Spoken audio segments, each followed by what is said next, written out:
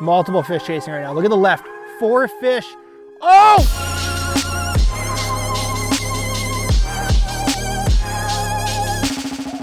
Welcome back, guys. As you can see, a little bit of a different start to the video. The question that I get asked more than any other question over Facebook, Instagram, YouTube, what camera should I get? For people getting into outdoor videography who want to film their hunting and fishing trips, what camera do I buy, Jay? The piece of gear that I tell everybody they should get if they want to get into it, want to start playing with videos, is a GoPro. GoPros, anywhere from, I mean, you can get older ones for $100 now up to the newest ones are around $500. These little devices pack so much punch for what's all inside of this camera, for what you pay. The GoPro 7 just released, the GoPro 7 Black.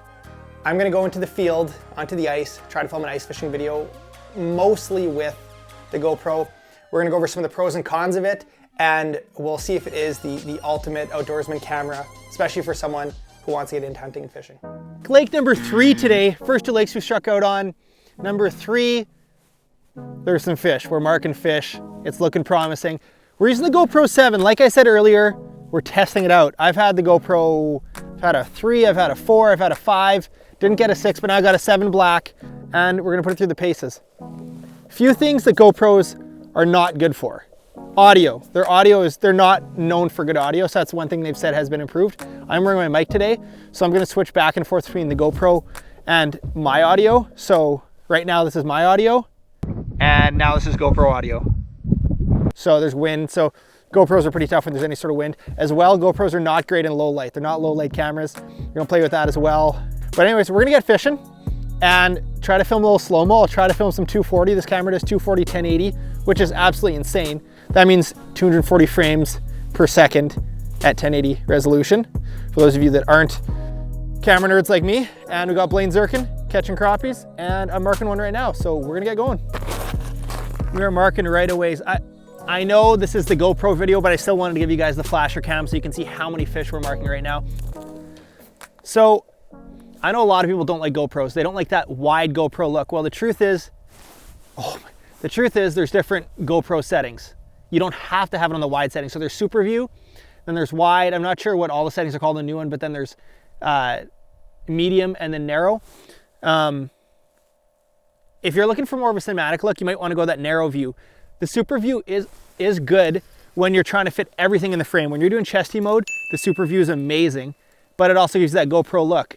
I'm typically not using a GoPro as my main camera, so I'm okay with setting it super wide and it having that GoPro look because I don't really use them for major productions, and for vlogs, I just want to put them in tight, cool places. So now we're on linear, which is more of like a narrow, the flat horizon view, and I normally don't use it. Normally I use wide, but we're trying the linear right now. I'll show you guys the wide. I'll switch it to wide right now. Now we're on super view, which is like the widest of the wide. So if you look in the settings, you can only do certain lens angles on different resolutions. So on 4K, you can't do narrow. You have to bump down to 2.7K to do linear or narrow. See my jig dropping down there on the left. I am cheating a little bit on this GoPro video and giving you guys the camera angle of the flasher cam. But look at this fish charging. Oh! Ah! Eat! Oh man. Yes! That might be a better fish. Guys, I came to talk about the GoPro, but we happened upon a mess of crappies. And they're wanting to eat. Ooh, that's a nice one. There we go. That's gonna be an eater right there. Blaine wants some crappies to bring home to Mima. What do you call your grandparents? Mim and Papa. Shout out to Blaine's grandparents. Blaine's on.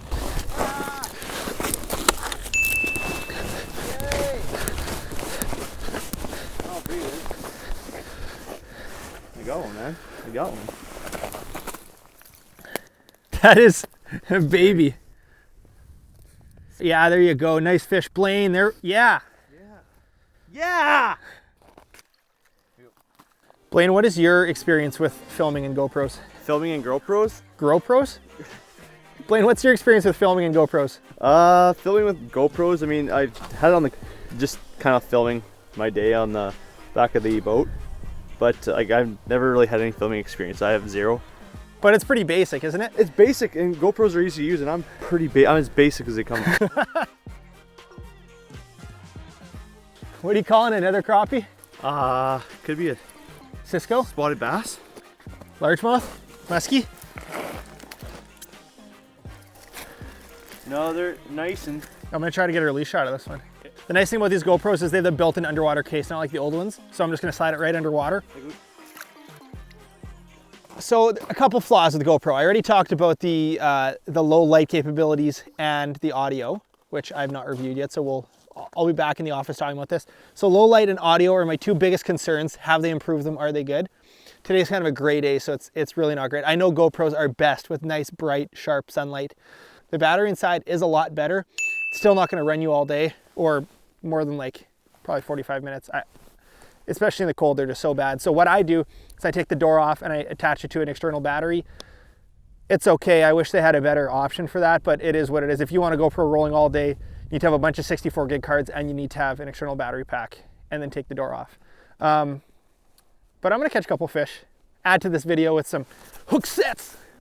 I know I was mentioning this before, but it has been said that when you're making a video, that the actual audio of it is more important than the video. And man, I think I have to agree with that. Like if you have good audio with your GoPro, you can film everything with a GoPro. Like not everything, but you can do so much with a GoPro. It's incredible. For that size, like literally fit in your pocket. Oh, I barely closed the bail.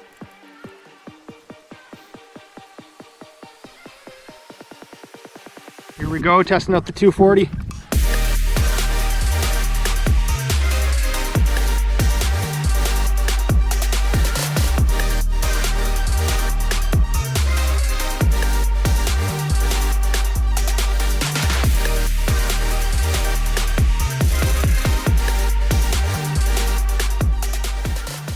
Okay, we're gonna try to get a double header here, boys.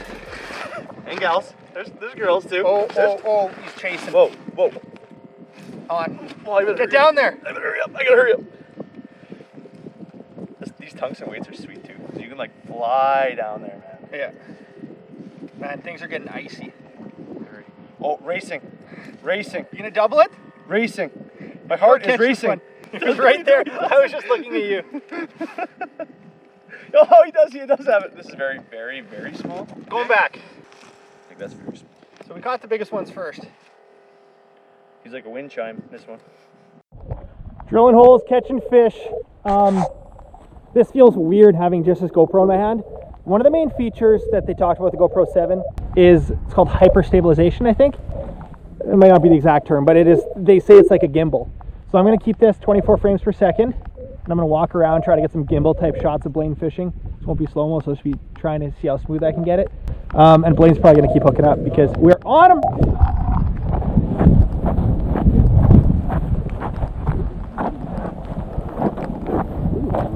Ooh. This is fun, man. We're doing the full rotation for this. And then, dinner's gonna be done quick. Dinner is served. Rope lane's hooked up. We're gonna try to run and see how smooth this looks. We're gonna run right up to his fish. And go.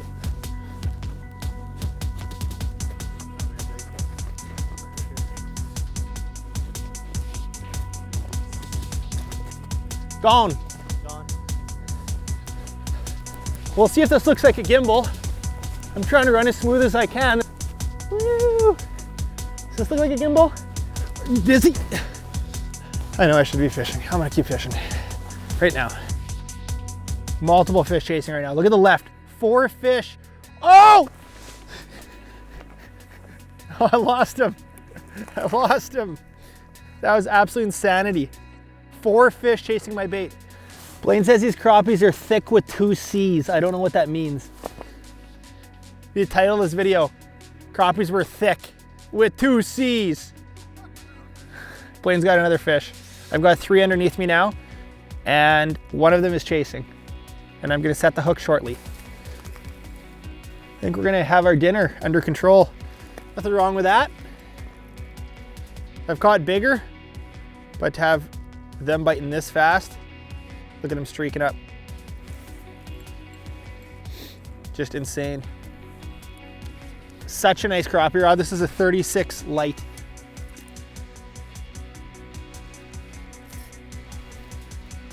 Wow. That fish just pushed my jig up and inhaled it. This fish feels decent. It's been in the rod. I was saying 36-inch light. I really like this rod. Nice soft rod. Can absorb the head shakes. It's nice to stand and fish with. It's definitely one of the bigger ones right there. This fish is charging.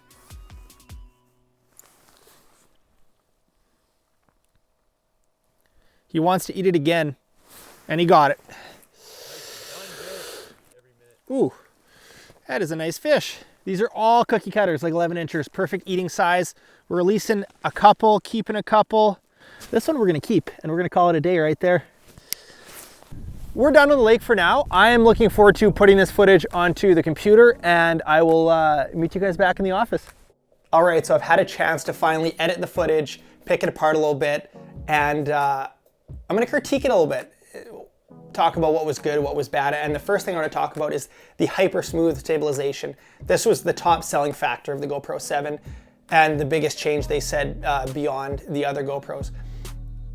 It's not a physical stabilizer. It's not like a gimbal that has moving parts. Some cameras have built-in stabilization that has moving parts inside. This is strictly software that they have created to stabilize your footage. I have no idea how it works. But as you can see in some of those running shots, it was freakishly smooth. It exceeded my expectations. A gimbal is a hassle. It's a lot of work to bring along. I don't use them as much as I used to just because I'm trying to keep the pace up, trying to keep things quick, and I'm spot to spot. But that stabilization in the GoPro when I was running and spinning was mind-blowing. The next thing that they said was majorly upgraded was the audio. They said that the voice sounded more lifelike. It sounded more like it should because you're dealing with these tiny microphones on the GoPro. The GoPro 4 had great audio when you had it on a chesty mount because there was one microphone right on top. With these more recent GoPros, they had multiple microphones on the side, on the bottom, on the top. So when you had it on your chest, you wouldn't always be talking just into the top mic. So there would be wind or audio coming in from the other ports, and it wasn't that crystal clear audio. So that's why a lot of YouTubers, a lot of vloggers still use the GoPro 4 because that had the best audio. Like I mentioned in the video, audio is, I think, more important than the video. So I'm gonna wear a lav mic. I will sync this up later. I will switch back and forth between the GoPro audio and the lav audio, and you can kind of see the difference. The GoPro audio got real bad when I put it underwater and pulled it out. I think those little holes on the top and on the side, they filled up with water and they didn't drain properly, and that's something that I was not aware of. So something to be aware of is to make sure your audio ports are clear once you've dipped in the water. Otherwise, your audio is going to be screwed. So if you're not wearing a lav mic, make sure you, I guess, shake your GoPro out once you put it underwater. Otherwise, your audio is not going to be usable, essentially. Low light capabilities, it was good. Definitely better than the other ones. There wasn't that same grain. We were fishing kind of a gray day into sunset, and the footage was still very usable. Yeah, overall, really impressed. Really impressed with the camera. The touchscreen on the back is once again phenomenal. Stabilization, that's it. That's everything. For someone who's running around and clipping this onto different, fishing rods or an ATV or something, you get that incredibly smooth image and you're not dealing with that extra hardware of a gimbal, of a stabilizer. Audio, definitely better than the 5 and the 6. Audio was good, usable, but as soon as you get wind, you're just screwed. So, I mean, what I would suggest, my suggestion for someone who wants to do the GoPro and a cheap audio option is, it's called a Smart Lav. I'll link it below, it's 80 bucks. And basically it's just a lav mic. A lav mic just like that. You plug it into your phone and you can record onto your phone, and then later you can sync that footage up. That's a very good audio option. If you're looking for a gift for an outdoorsman and they've talked about wanting to get into video and photo, for 500 bucks, it's insane. You can do 240 frames per second. That's the same slow-mo that I do with this camera right here, you can do with this. Obviously, it's not gonna be the same quality, but it gives you that cool cinematic look. This wasn't my last test of the GoPro 7. I still wanna use it on a bright, sunny day where I can focus a little more on filming and less on fishing, but for what it is, the GoPro is an incredible tool. I will continue to use them all the time. yeah, GoPro 7, highly recommend it. I will link it below. And like I say, you can do awesome videos with whatever you have. If it's a GoPro, if it's an iPhone is 240 frames per second. It does 4K, it does all sorts of stuff. If you want to start making fishing videos, just go and do it. It's more in the editing than it is in the camera gear. And if you have any questions, just comment below and I'll try my best to help you out. Thank you for watching. Let me know if you like this video. Let me know if you want some more gear type tech reviews, and we'll keep the videos rolling. Thank you for watching.